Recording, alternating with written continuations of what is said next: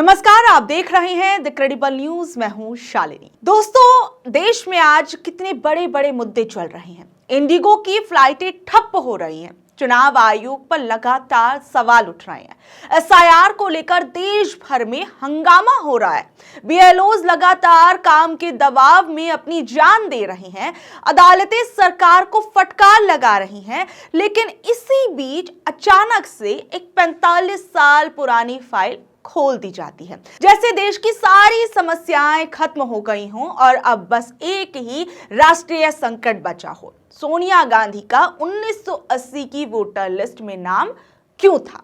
जी बिल्कुल ठीक सुना आपने। अब रॉज एवेन्यू कोर्ट में रिवीजन पिटीशन दाखिल हुई है कि सोनिया गांधी के खिलाफ एफआईआर दर्ज की जाए, क्योंकि कथित रूप से उनका नाम 1980 की वोटर लिस्ट में था, जबकि नागरिकता उन्होंने 1983 में ली। मजिस्ट्रेट कोर्ट ने यह केस पिछले साल ही खारिज कर दिया था, कहा था कि मामला सबूतों पर खरा नहीं उतरता है।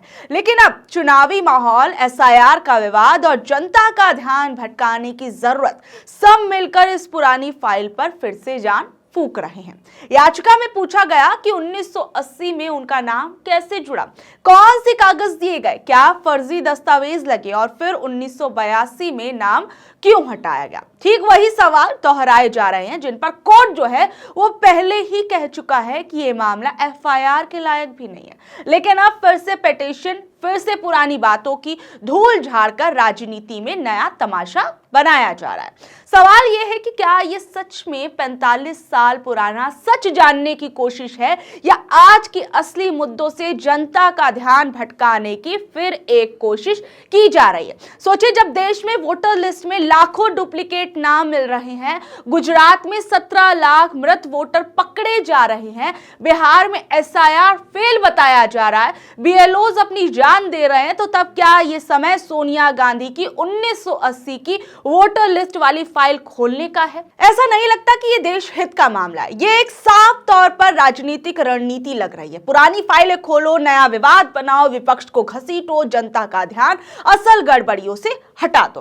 अब मैं आपको बात बताती हूँ। सोचिए, मध्य प्रदेश के मंत्री गोविंद सिंह राजपूत का एक बयान जो है वो काफी ज्यादा वायरल हो रहा है, जिससे सुनकर शायद कुछ लोगों को गुस्सा भी आ जाए। उन्होंने जो बात कही है वो कोई उनकी मामूली सी जुबान फिसलने वाली बात नहीं है, बल्कि ऐसा बयान है जो सीधा सीधा लोगों के संविधान में दिए गए अधिकारों को धमकी देने जैसा लग रहा है। बीजेपी मंत्री जी कहते हैं कि अगर आप वोटर लिस्ट में अपना नाम नहीं जुड़वाओगे तो आपका राशन पानी, आधार कार्ड और जो बाकी फैसिलिटीज है वो बंद हो जाएंगे। आखिर कोई जिम्मेदार मंत्री जो है ऐसी बातें कैसे कह सकता है, और एक संवैधानिक पद पर रहते हुए ये मंत्री जी ऐसी बातें कैसे कर सकते हैं? एक तरफ देश में एसआईआर प्रोसेस को लेकर बवाल मचा है, सुप्रीम कोर्ट तक चुनाव आयोग को फटकार लगा रहा है कि बीएलओज पर आप प्रेशर मत डालो, पूरी प्रोसेस ट्रांसपेरेंट रखो, और दूसरी तरफ बीजेपी के नेता ऐसे बयान दे रहे हैं जो जनता को डराने धमकाने जैसे लग रहे हैं। ये कैसे एक्सेप्ट किया जा सकता है? सोचिए कि राशन हो, आधार हो, बिजली पानी हो, सरकारी योजनाओं हो, इनका वोटर लिस्ट से कोई लेना देना नहीं है और ये नागरिक के अधिकार है, वोटर लिस्ट का हिस्सा बनने पर निर्भर नहीं है। लेकिन मंत्री जी मंच पर खड़े होकर बड़े आराम से कह रहे हैं कि अगर वोटर लिस्ट में नाम नहीं जोड़ा तो आपकी जितनी भी सुविधाएं हैं वो बंद हो जाएंगी। क्या ये बात सिर्फ गलत शब्दों की चूक कहकर बचने लायक है? बिल्कुल नहीं। ये लोगों के अधिकारों के साथ खिलवाड़ है और इसे हल्के में नहीं लिया जा सकता। विपक्ष पूछ रहा है कि क्या ग्रामीणों पर जानबूझकर प्रेशर डाला जा रहा है? क्या सरकार वोटर लिस्ट को सरकारी सुविधाओं का हथियार बनाना चाहती है? सोचिए, गांव देहात में वैसे ही दस्तावेजों को लेकर लोग परेशान रहते हैं और ऐसे में मंत्री जी का बयान लोगों के बीच में डर पैदा करने वाला है। पिछले दिनों मैंने आपको ऐसी बहुत सी खबरें बताई थी जिसके अंदर कई राज्यों के अंदर लोग जो है अपना बर्थ सर्टिफिकेट, डेथ सर्टिफिकेट और जो भी दस्तावेज एसआईआर के अंदर चाहिए उसे बनवाने के लिए वैसे ही इतने ज्यादा पैनिक सिचुएशन में है, परेशान हो रहे हैं, और जो जिन ऑफिसेज में सर्टिफिकेट्स वगैरह बनाए जाते हैं वहां लंबी लंबी लाइनें लग रही हैं, लोग परेशान हो रहे हैं।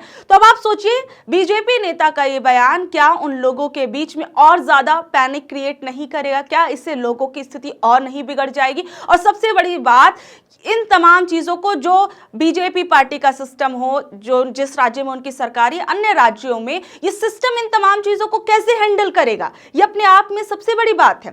ये सरकार जो एक तरफ कहती है कि जो पूरी वोटिंग प्रोसेस है पूरी इंडिपेंडेंट है, किसी पर कोई प्रेशर नहीं है, दूसरी तरफ उनके मंत्री कहते हैं नाम नहीं जुड़वाया तो राशन पानी बंद हो जाएगा। सोशल मीडिया पर लोग पूछ रहे हैं कि क्या यही सुशासन है, क्या यही लोकतंत्र है? हैरानी वाली बात तो आप ये देखिए कि वीडियो वायरल होने के बावजूद मंत्री जी ने अभी तक कोई ऑफिशियल सफाई नहीं दी है और ये चुप्पी भी कई सवाल पैदा करती है। एक बात साफ है कि ये बयान सिर्फ गलत नहीं, खतरनाक है। ये प्रशासनिक व्यवस्था में भ्रम फैला रहा है, लोगों को डरा रहा है और वोटर लिस्ट जैसी संवेदनशील प्रोसेस को शक के घेरे में डाल रहा है। और सबसे बड़ी बात देखिए, मंत्री ने जो बयान दिया उस पर सरकार को सफाई देनी चाहिए। मंत्री जी ने भले नहीं दी लेकिन सरकार को अपना स्टैंड साफ रखना चाहिए। क्या ये मंत्री जी की निजी सोच है या सरकार की ये एक मौन स्वीकृति है, मौन चुप्पी है? क्योंकि जनता पूछ रही है कि दबाव डालकर वोटर लिस्ट भरवाने की कोशिश या लोकतंत्र को कमजोर करने की कोशिश की जा रही है और अब ये सवाल टाले नहीं टाला जा सकता।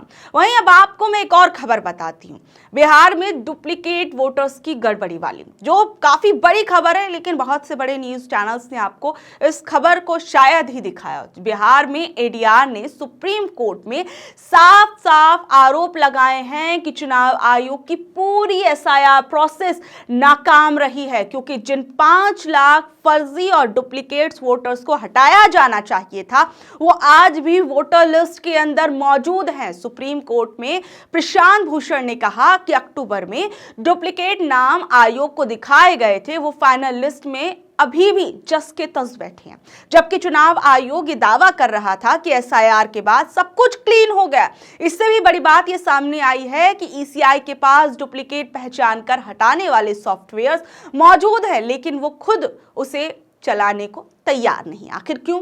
और अगर उस सॉफ्टवेयर से लाखों फर्जी नाम हट सकते थे तो फिर एसआईआर जैसे बड़े प्रोग्राम का क्या मतलब था? सुप्रीम कोर्ट इस खुलासे से चौंक गया। चुनाव आयोग को सीधी चेतावनी दी है, अपने सारे रिकॉर्ड्स लेकर आइए, तथ्यात्मक जवाब दीजिए। और कोर्ट ने साफ कह दिया कि ईसीआई को साबित करना पड़ेगा कि उसने एसआईआर में अपने ही बनाए नियमों का पालन किया है। आयोग के वकील ने कहा कि उन्होंने एफिडेविट दाखिल किया है, पर कोर्ट ने अभी साफ शब्दों में संकेत दिया है कि अब केवल कागजी दावे नहीं चलेंगे, असली काम के हमें सबूत चाहिए। प्रशांत भूषण ने एक और गंभीर मुद्दा उठाया कि एसआईआर को अवैध प्रवासियों की पहचान का टूल बना दिया गया, जबकि चुनाव आयोग को किसी व्यक्ति की नागरिकता तय करने का कोई अधिकार नहीं है। कानून कहता है कि बीएलओस को किसी की नागरिकता पर शक हो तो मामला जो है वो सक्षम अधिकारी को भेजा जाना चाहिए। जब तक वहां से कोई फाइनल ऑर्डर ना आ जाए तो वोटर का नाम हटाया नहीं जा सकता। लेकिन बिहार में कई लोगों के नाम बीएलओ के शक पर ही काट दिए गए। सोचिए, जो सीधे तौर पर ये बता रहे कि किस तरीके से नियमों की धज्जियां उड़ाई जा रही है। और जो याचिकाकर्ताओं के वकील शोएब आलम हैं, उन्होंने कहा है कि ईसीआई का काम चुनाव कराना है, नागरिकता तय करना नहीं है। और एसआईआर में आयोग अपनी सीमा से बाहर चला गया है।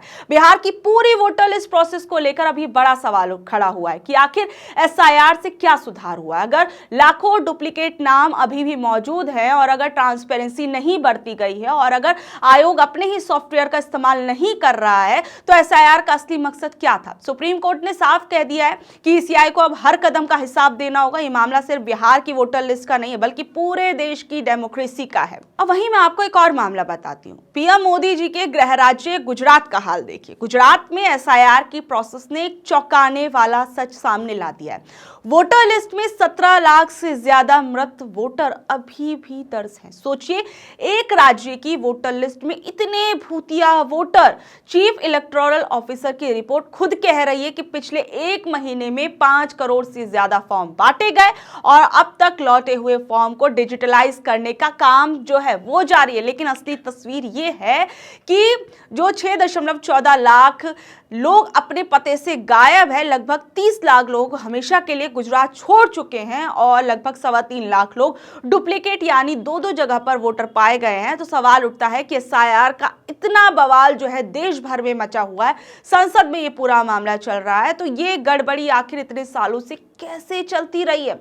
उधर पश्चिम बंगाल के अंदर मुख्यमंत्री ममता बनर्जी ने एसआईआर को लेकर बीजेपी पर सीधा हमला बोल दिया। मुर्शिदाबाद की एक रैली में उन्होंने कहा था कि एसआईआर के दौरान जिन लोगों की मौत हुई उनमें आधे से ज्यादा हिंदू हैं। और ममता जी का आरोप है कि भाजपा 2026 के चुनाव से पहले धार्मिक राजनीति को हवा देने की कोशिश कर रही है, जबकि एसआईआर के नाम पर पूरे राज्य में डर फैलाया जा रहा है। उन्होंने साफ साफ कहा कि बंगाल में ना एनआरसी होगा, ना डिटेंशन सेंटर बनेंगे, और उन्होंने ये भी माना कि एसआईआर फॉर्म ना भरना लोगों की एकजुटता का प्रदर्शन है, यानी लोग भी इसके विरोध में। यानी बंगाल में एसआईआर सिर्फ एक प्रशासनिक प्रोसेस नहीं बल्कि राजनीतिक ज्वालामुखी बन चुकी है। और बंगाल से हमने देखा कि तमाम तरह की खबरें जो है वो तो सामने आ ही रही हैं।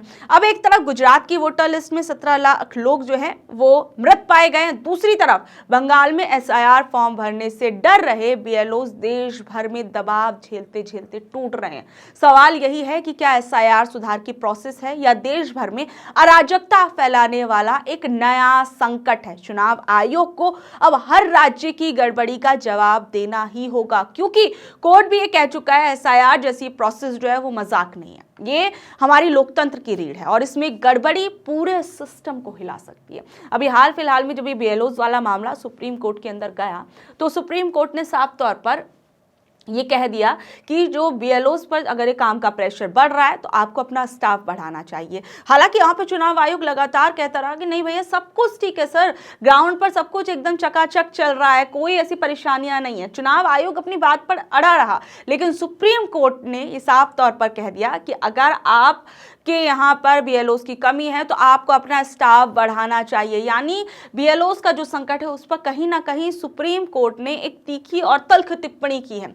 अब देखिए 9 दिसंबर की सुनवाई में क्या होगा ये तो बाद में पता चलेगा, लेकिन एक बात साफ है कि जब भी सत्ता पर सवाल बढ़ते हैं, इतिहास की 40-50 साल पुरानी फाइलें अचानक से जीवित होने लगती है। वहीं आप एक और चीज देखिए कि सोनिया गांधी वाला मामला मैंने आपको बताया और यही कुछ ना कुछ ये चीजें नजर आ रही हैं। वहीं आप एक और चीज देखिए कि दिल्ली में बीजेपी ने एसआईआर की प्रोसेस को लेकर जिस तरह के सोशल मीडिया पोस्ट डालने शुरू कर दिए हैं, वो अपने आप में किसी भी भारत जैसे देश के अंदर एक बड़ी पार्टी के रूप में, और वो पार्टी जो देश को चला रही है वो ऐसे ऐसे पोस्ट कर रही है, वो वाकई में अपने आप में सोचने वाली बात है कि बीजेपी का स्तर क्या इतना गिर गया है कि वो ऐसे मतलब धार्मिक उन्माद फैलाने वाले पोस्ट जो है वो डाल रही है। एसआईआर का असली काम था वोटर लिस्ट की सफाई, लेकिन बीजेपी ने इसे जागरूकता अभियान के नाम पर खुला खुला इस्लामोफोबिक प्रोपेगेंडा बना दिया है। दिल्ली बीजेपी के एक ऑफिशियल अकाउंट से विपक्षी नेताओं जिसमें राहुल गांधी, केजरीवाल, अखिलेश यादव और ममता बनर्जी को मुस्लिम पहनावे में दिखाते हुए घुसपैठिया के भाईजान जैसा पोस्टर शेयर किया जा रहा है। कहां से? बीजेपी के ऑफिशियल अकाउंट से। सोचिए, यानी जो भी एसआईआर प्रोसेस पर सवाल उठाएगा उसे बीजेपी और बीजेपी की सरकार जो है घुसपैठियों का समर्थक बता देगी। और इस पोस्ट में घुसपैठियों को मुसलमानों के रूप में ज्यादातर दिखाया गया है और ये वही नफरती पैटर्न है जिसका इस्तेमाल बीजेपी जो है वो लंबे समय से करती आ रही है। और सबसे बड़ी बात देखिए, ये सिलसिला यही नहीं रुकता है। दिल्ली में बीजेपी ने कई ऐसे वीडियो शेयर किए जिसमें मुसलमानों को चूहों, मच्छरों के रूप में दिखाया गया और एक वीडियो में किसान के खेत में हार्वेस्टर चलने पर सुअर जैसे घुसपैठिए जो हैं वो भागते दिखाई दिए गए हैं। दूसरे पोस्ट में मोदी जी का कैरिकेचर दीवार में घोंसला बनाए चूहों को सीमेंट से बंद करते हुए दिखाया गया।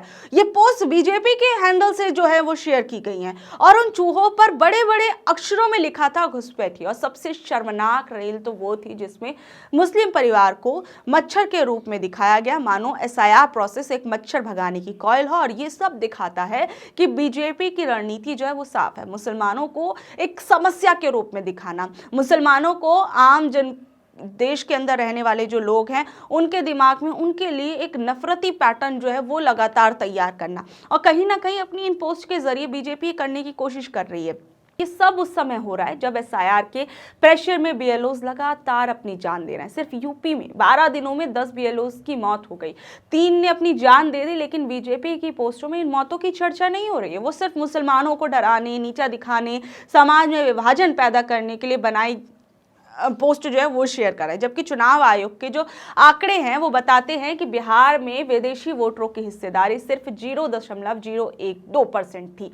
यानी बीजेपी जिस घुसपैठिए खतरे का शोर मचा रही है वो जमीन पर लगभग ना के बराबर है। मजेदार बात तो ये है कि बीजेपी एसआईआर को अवैध प्रवासियों को हटाने का प्रोसेस बता रही है, लेकिन पोस्टों में निशाना भारत के ही मुस्लिम नागरिक नजर आ रहे हैं और ये राजनीतिक प्रोपेगेंडा है, ना कि प्रशासनिक सुधार नजर आ रहा है। एसआईआर प्रोसेस का इस्तेमाल बीजेपी चुनावी नैरेटिव बनाने के लिए कर रही है और मुसलमानों को एक अमानवीय प्रतीकों के रूप में दिखाना उसका एक आसान तरीका बन गया है। बहरहाल ये थी आज की खबर। आप लोग इस बारे में क्या कुछ कहेंगे नीचे दिए कमेंट बॉक्स में जरूर बताइएगा और ऐसे अपडेट से जुड़े रहने के लिए देखते रहिए द क्रेडिबल न्यूज। इसी के साथ अगर आप लोगों को ये खबर अच्छी लगी तो ज़्यादा से ज़्यादा इस खबर को शेयर कीजिए और इसी के साथ हमारे चैनल को लाइक करिए, शेयर करिए, सब्सक्राइब करिए। धन्यवाद।